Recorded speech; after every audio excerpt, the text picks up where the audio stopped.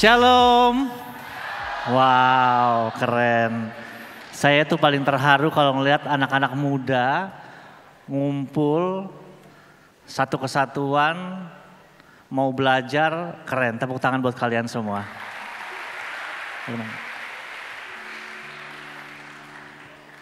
Perkenalkan teman-teman semuanya, mungkin di sini ada yang sudah tahu saya siapa? Angkat tangan. Ada yang sudah follow saya? Kalau belum follow, keluar kamu. Jangan. Izinkan saya perkenalkan diri dulu, tapi mungkin sebelumnya kayaknya nggak afdol kalau kita nggak berdoa dulu ya. Kita berdoa dulu yuk. Mari teman-teman, aku undang Makit berdiri sama-sama, kita mau berdoa sama Tuhan untuk sesi kita hari ini. Mari kita tundukkan kepala, mari kita berdoa. Tuhan, terima kasih Tuhan untuk sesi kali ini Tuhan. Kau sudah kumpulkan kami begitu banyak anak muda pada hari ini Tuhan. Dan Engkau yang berbicara sendiri Tuhan.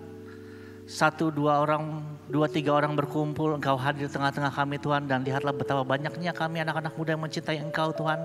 Hadirlah di tempat ini Tuhan. Dan kami percaya saat Engkau hadir, Engkau datang tidak dengan tangan kosong Tuhan, tapi Engkau bawa hikmat baru, Engkau bawa api baru, Engkau bawa kebijaksanaan baru, Engkau bawa perlengkapan baru untuk anak-anak muda ini Tuhan. Tuhan, berkati anakmu yang akan segera bicara Tuhan dengan bahasa yang sederhana Tuhan. Berkati agar bisa menjadi berkat bagi anak-anak muda yang ada di depanmu ini Tuhan. Izinkan pengalaman merasakan kebaikan-Mu Tuhan jadi modal untuk anak-anak muda ini menghadapi begitu banyak tantangan dan rintangan selama tumbuh kembang mereka Tuhan, sehingga bisa menjadi dewasa dalam Kristus Tuhan. Terima kasih Tuhan, berkati sesi ini Tuhan sehingga kami bisa terbukakan pikiran baru, purpose baru, passion baru Tuhan untuk bisa melayani Engkau. Dalam nama Tuhan Yesus kami sudah berdoa, mengucap syukur, haleluya, amin. Silakan duduk teman-teman.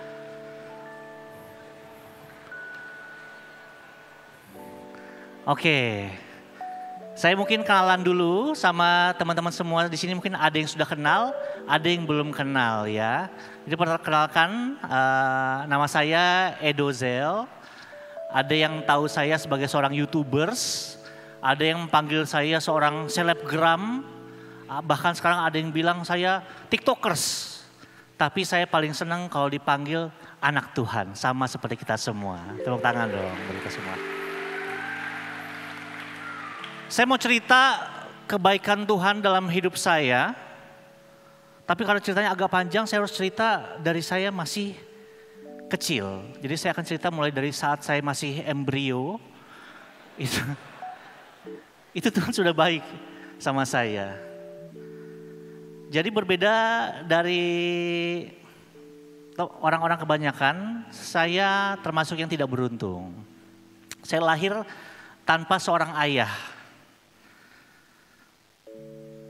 Jadi begitu lahir ya cuma ada mama saya aja gitu. Tapi buat saya tidak punya ayah itu bukan hal yang menyedihkan teman-teman buat saya. Or at least saya berpikir itu bukan hal yang menyedihkan buat saya. Karena mungkin kalau ada anak yang orang tuanya meninggal dunia atau bercerai pasti ada rasa kehilangan ya. Kalau saya enggak. Karena saya nggak pernah punya ayah, nggak pernah punya bapak, jadi saya nggak pernah ngerasa kehilangan, nggak pernah ngerasa sedih. At least saya berpikir seperti itu.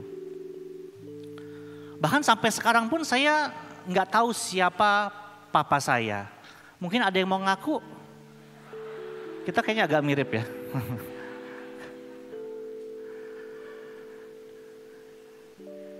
Tumbuh besar di keluarga broken home. Saya ini secara nggak sadar saya bandel. Saya nggak tahu kenapa saya bandel, tapi saya bandel aja gitu. Ternyata saya itu karena saya kurang perhatian, karena nggak dapat kasih sayang dan perhatian dari sosok seorang ayah. Jadinya saya bandel tuh nggak sadar. Ternyata saya butuh perhatian.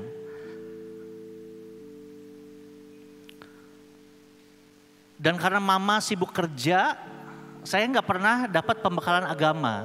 Jadi saya agnostik teman-teman. Jadi agnostik itu saya percaya ada kuasa yang lebih besar daripada kita, tapi saya nggak memeluk sebuah agama. Akhirnya apa? Akhirnya hidup saya, ya seenak-enak saya aja.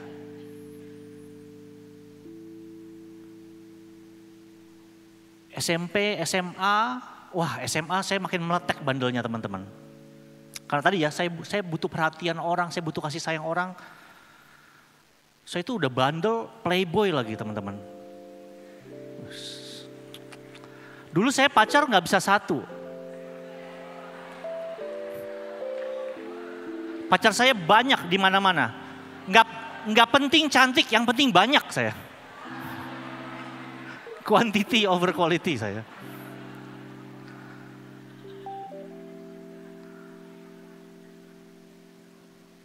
Karena saya nggak punya ayah juga, saya ini miskin teman-teman, miskin. Kenapa? Karena nggak ada penyedia, nggak ada provider, nggak ada tulang punggung ekonomi. Kalau mau tahu seberapa susahnya saya itu waktu kecil, kalau makannya nambah, diomelin. Bayangin perasaan saya saat main ke rumah teman saya, adiknya makannya nambah, terus mamanya bilang, ih pinter banget nambah. Saya syok teman-teman. Kok ada anak nambah malah dipuji. Saya dikelepak. Waktu SMA saya juga tinggalnya itu di pinggir kali teman-teman. Yang temboknya cuma triplek doang. Cuma bisa setiap hari makan siang doang. Kamar mandinya airnya kotor banget.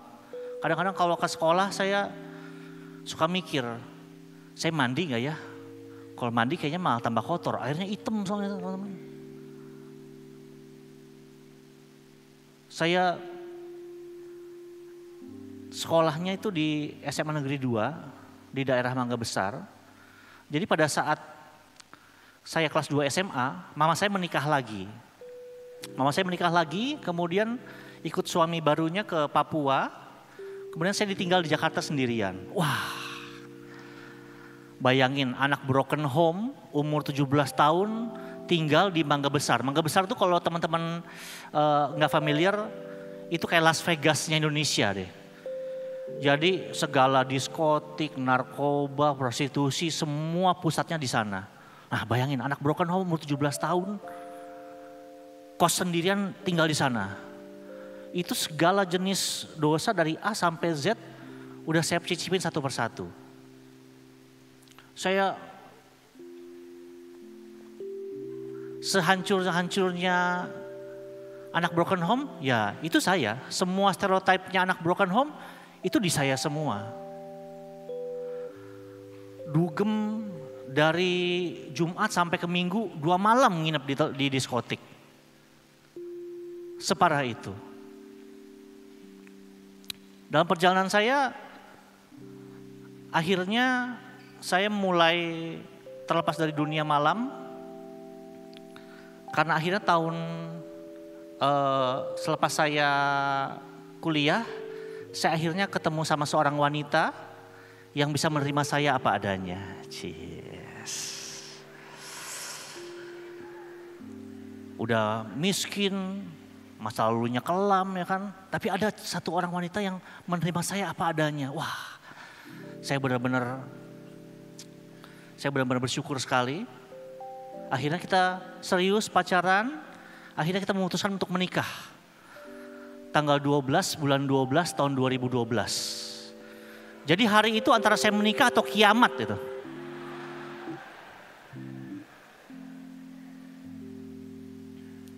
Dan ternyata yang terjadi buat saya adalah kiamatnya teman-teman.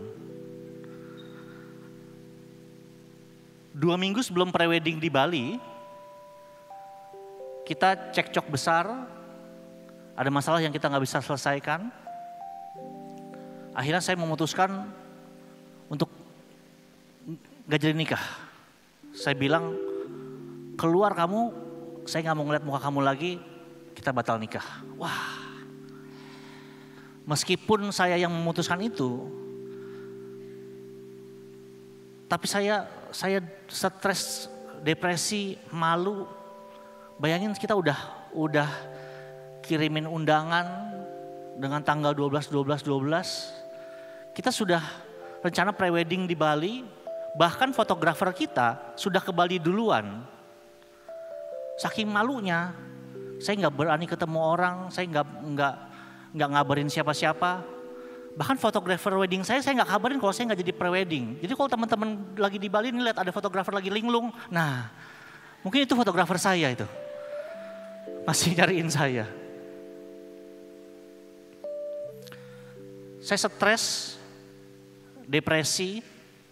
Saya di situ baru tahu tuh bedanya stres sama depresi. Kalau stres tuh pusing gitu, sedih. Tapi saya sampai titik depresi di mana saya merenung kenapa ya saya dihianati. Iya dia lebih baik daripada saya. Gitu. Kenapa ya nggak ada yang bisa nerima saya benar-benar apa adanya. Saya sampai satu titik di mana saya mau nangis nggak bisa nangis, mau marah nggak bisa marah, sampai akhirnya mati rasa. Saking depresinya saya sempat pernah ngeblank, skip gitu, tiba-tiba saya ada di tengah jalan malam-malam. Loh kenapa nih saya loh kenapa saya ada di perempatan jalan begini gitu. Terus pin ATM saya ada yang ganti. Padahal saya nggak pernah inget, nggak dalam ingatan saya tuh saya jalan ke situ ganti ATM tuh nggak ada di ingatan saya. Pala sampai pitak-pitak Bapak Ibu, botak-botak di sini, sampai jenggot saya aja pitak gitu. Ternyata saya depresi sampai alopecia. Wah 3 bulan stres. Udah coba ke keluarga. Pada saat sama keluarga tenang, begitu pulang di kos-kosan sendirian, wah stres mau bunuh diri. Akhirnya coba ke teman-teman yang lama, dugem lagi, ya kan? Happy pada saat dugem, begitu pulang sama. Every night is a very hard night for me. Tiap malam kepikiran mau bunuh diri. Di tengah depresi saya punya satu orang teman yang saya sebel banget sama dia. Saya benci banget sama dia. Tahu gak kenapa? Karena dia menurut saya tuh fanatik banget. Dia tuh kalau update status pasti ayat Alkitab. Kalau denger lagu, jadi ini zamannya BlackBerry Messengers. Jadi kalau BlackBerry Messengers itu dulu aplikasinya kalau kita denger lagu muncul di statusnya. Dia kalau denger lagu pasti lagu rohani. Saya benci banget orang-orang begini. Ya gue tau lah lu cinta sama agama lu gitu. Tapi gak perlu pamer-pamer lah. Biasa aja gitu loh. Saya sebagai agnostik mikirnya apa sih fanatik banget sih. Tapi di tengah saya lagi depresi gak tahu mau kemana. Ke teman gak happy, ke keluarga gak happy, kemana-mana gak happy. Saya jadi penasaran sama ini orang. Apa sih yang ngebuat lu tuh fanatik banget sama agama lu, fanatik banget sama kekristenan. Akhirnya saya saking penasarannya, saya jalan lah dari kos-kosan saya ke salah satu mall di Jakarta, memang dekat gitu, Mall Central Park. Kemudian saya tanya sama satpamnya, Pak di sini gereja dari mana? Saya penasaran banget sampai saya pengen ke gereja. Terus bapaknya bilang, oh kita di mall ini ada 3 gerejanya, di taman lantai 8 sama lantai 11. Wih dalam hati saya, mall sekarang koleksi gereja bagaimana ya? Hal yang baru buat saya. Terus yang dekat aja lah Pak, yaudah lantai 8. Yaudah saya naik ke lantai 8, ikutin ibadah tuh teman-teman. WL-nya suruh berdiri, saya berdiri. WL-nya suruh duduk, saya duduk. Suruh nungging, saya nungging deh. Pokoknya saya ngikutin aja pokoknya WL-nya ngomong apa. Saya kan gak mau kelihatan beda gitu kan. Karena saya gak pernah ke gereja. Udah selesai puji-pujian, terus ada yang khotbah. Nah pada saat khotbah itu, saya gak ngerti apa yang diomongin. Saya gak tahu pendetanya siapa. Tapi yang saya tahu saya nangis. Wah, nangisnya tuh bukan nangis lagi worship yang mata berkaca-kaca ya. Bukan level yang berkaca-kaca. Saya dulu level Samyang nangisnya udah. Nangisnya bukan dari mata, dari hidung meler-meler saya. udah sampai level ganggu orang. Kenapa? Karena ini lagi khotbah saya nangis gitu. Kalau lagi worship nangis tuh nggak kedengeran, ada musik-musiknya. Karena saya nggak siap untuk nangis, dikasih tisu sama sebelah saya, ya kan, satu saya lap, saya buang ingus, ya kan, saya kantongin, ya kan. Nangis lagi, ya kan, dikasih tisu lagi, ya saya lap, kantongin lagi, ya kan. Nangis lagi, akhirnya segepok mie itu dikasih ke saya nih. Ya udah. Pulang gereja, saya nggak dapat apa-apa, nggak ngerti apa-apa, tapi saya lega. Gila men, 3 bulan. Mati rasa, nggak bisa nangis, nggak bisa marah. Tiba-tiba meledak nangis udah kayak, wah kayak sembelit 2 minggu tiba-tiba cas gitu. Lega banget. Maaf ininya perumpamaan kurang ya. Tapi lega banget beneran. Minggu depannya saya datang lagi ke gereja, nangis lagi, pulang lega lagi. Minggu depannya saya datang lagi ke gereja, nangis lagi, pulang lega lagi. Jadi saya ke gereja cuma buat numpang nangis. Tapi pelan-pelan saya mulai tahu siapa itu Tuhan Yesus. Saya mulai ngerti apa sih tujuan hidup saya. Saya mulai ngerti apa sih arti kekristenan dalam hidup saya.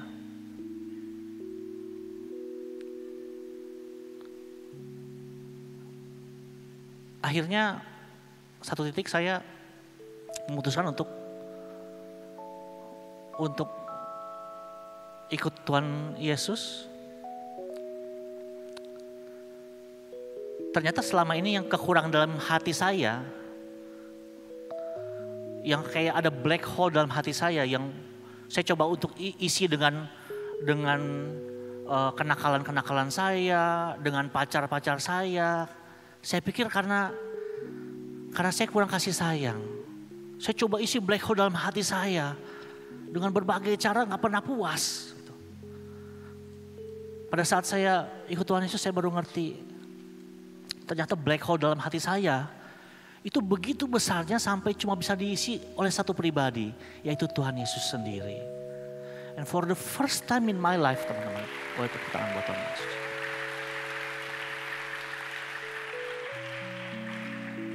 Saat saya terima Tuhan Yesus, for the first time in my life, saya merasa whole. Saya merasa utuh. Saya merasa saya udah gak perlu apa-apa lagi, saya udah gak perlu kejar ini itu, saya cuma pengen menghidupi purpose-nya saya aja. Suatu titik saya berdoa sama Tuhan. Saya bilang, Tuhan, saya mau bertobat Tuhan. Kalau dulu saya masuk dunia YouTube, dunia entertainment, pengen dapat perhatian banyak orang, pengen dicintai banyak orang, pengen dapat uang karena saya gak punya uang Tuhan. Tapi saya mau berubah Tuhan. Saya mau masuk dunia entertainment karena saya pengen jadi dampak buat anak-anak muda. Wah gila teman-teman. Tahu gak apa yang terjadi setelah itu? Dari yang tadinya kita mau sampai 10.000 subscribers di YouTube, itu susah setengah mati. Tahun itu 500.000 subscribers. Tahun berikutnya 1 juta subscribers. Sampai detik ini kita punya 3,8 juta subscribers di YouTube, 1,7 juta followers di Instagram, 1 juta followers di TikTok. Dan gak sampai itu aja teman-teman. Di situ saya percaya bahwa ada tertulis berkat itu datangnya dari Tuhan. Jadi lelah kita gak akan nambahin itu. Dan saya percaya sama yang namanya purpose. Jadi saya kalau mau ngapa-ngapain saya selalu tanya, purpose saya apa di sini? Tujuannya apa sih? Tuhan punya purpose nggak buat saya? Tahun 2018, tahun 2018 ya, 2018 akhir, saya berdoa sama Tuhan, Tuhan mau saya ngapain tahun depan? Tuhan suruh kita bikin warteg gratis. Bikin warteg kok gratis? Saya bingung sama Tuhan, kenapa ini? Terus ya udahlah kita ngikutin aja lah apa kata Tuhan, kita bikin warteg gratis. Orang makan gak usah bayar. Ya. Kalau mau bayar ya suka-sukalah, terserah. Puji Tuhan sampai sekarang sudah berjalan 5 tahun, gak pernah kita kekurangan. Bahkan yang ada kita sudah ada di 3 kota, Teman-teman, semua berkat Tuhan yang sediakan.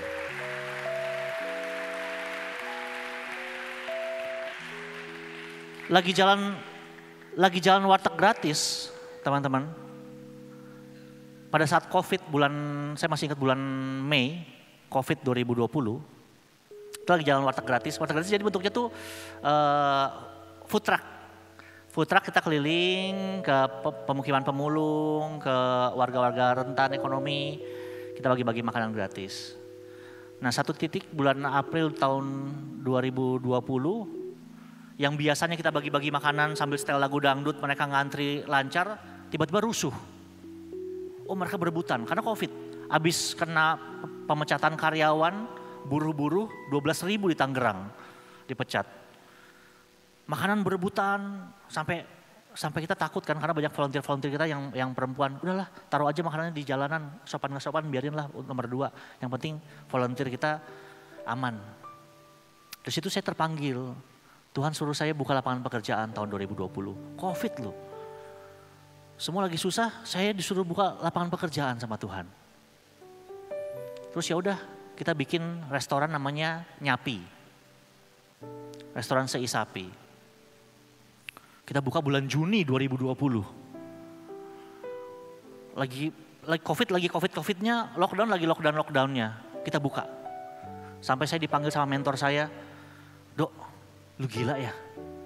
Lu kan tahu F&B ini semua lagi pada jualan frozen untuk bertahan hidup. F&B datanya aja 80%, itu drop. Kenapa lu malah buka restoran?" Terus saya bilang sama mentor saya nggak buka restoran. Saya buka lapangan pekerjaan lah. 4-6 orang, boleh tepuk tangan terus.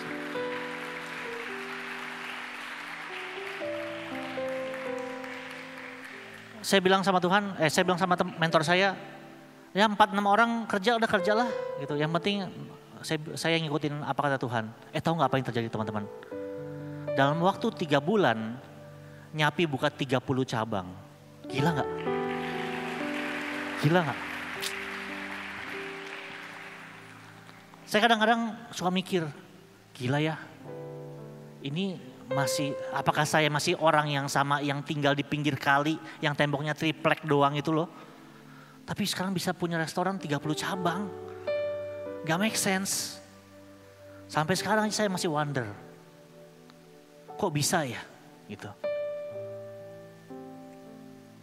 Kemudian Tuhan juga suruh pada saat COVID juga banyak teman-teman gerejaku yang tiba-tiba harus jualan online tapi mereka nggak ngerti caranya.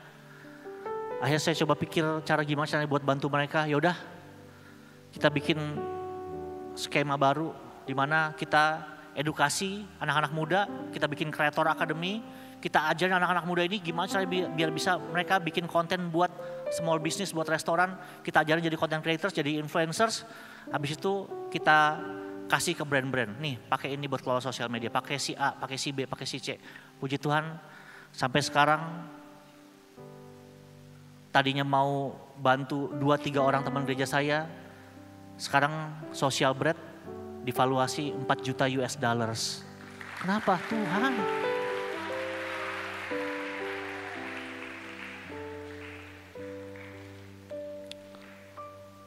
Semua berkatnya Tuhan.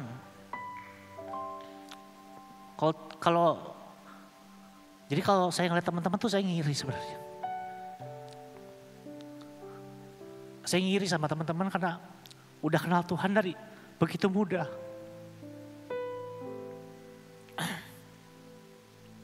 Saya waktu muda gak punya privilege kayak teman-teman. Baru 10 tahun 14 tahun saya baru kenal Tuhan. Kalau ada hal yang saya percaya Tuhan biarkan Roh Kudus untuk berbicara kepada teman-teman semuanya, masing-masing secara pribadi, apa yang bisa didapatkan dari kesaksian saya. Tapi kalau ada 2 hal yang pengen saya highlight, ada 2 teman-teman.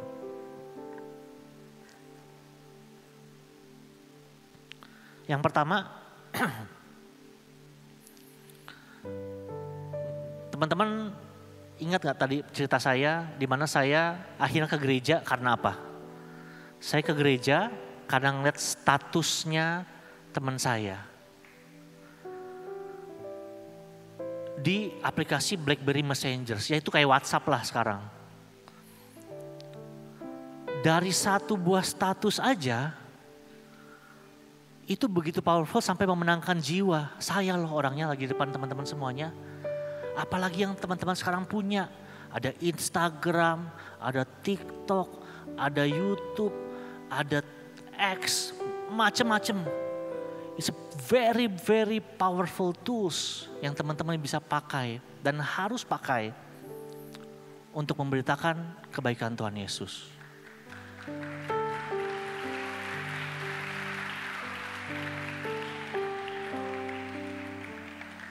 Dan pastinya pesan untuk penatua-penatua gereja, pengurus gereja. Saya percaya bahwa sosial media ini mimbar besar di mana kita bisa menjangkau anak-anak muda. Saya ngerti banget teman-teman penatua kadang-kadang masih suka mikir, sosial media kan pengaruhnya buruk. Sosial media kan banyak konten-konten gak bener. Janganlah main sosial media. Saya selalu jawab, benar. Sosial media memang pengaruhnya buruk. Memang banyak konten yang jelek, konten yang merusak.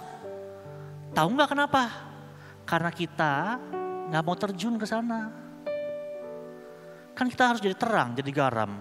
Tapi kitanya nggak mau ke tempat gelap. Padahal yang scrolling dari atas ke bawah, anak-anak muda, di refresh, scroll lagi dari atas ke bawah. Itu kan yang lagi butuh Tuhan. Yang lagi tersesat. Yang kedua, selain pentingnya sosial media, purpose. Ya. Saya percaya yang bisa bawa saya di tempat posisi saya sekarang karena purpose. Karena mau nurut sama Tuhan. Kalau saya pakai logika saya nggak bakal buka restoran. Kalau saya pakai logika saya mendingan ngurusin Pertamina, Jasa Marga, Auto 2000, GoFood, klien-klien kita yang corporate lama. Kita nggak mau ngurusin small business. Itu lebih jelas. Tapi ternyata hasilnya jauh lebih dibandingkan apa yang saya lihat. Jadi percaya teman-teman, you are very blessed. Semudah ini bisa kenal Tuhan Yesus, semudah ini bisa pelayanan. Saya percaya Tuhan punya rencana yang besar buat kalian semua. Terima kasih, Tuhan Yesus berkati.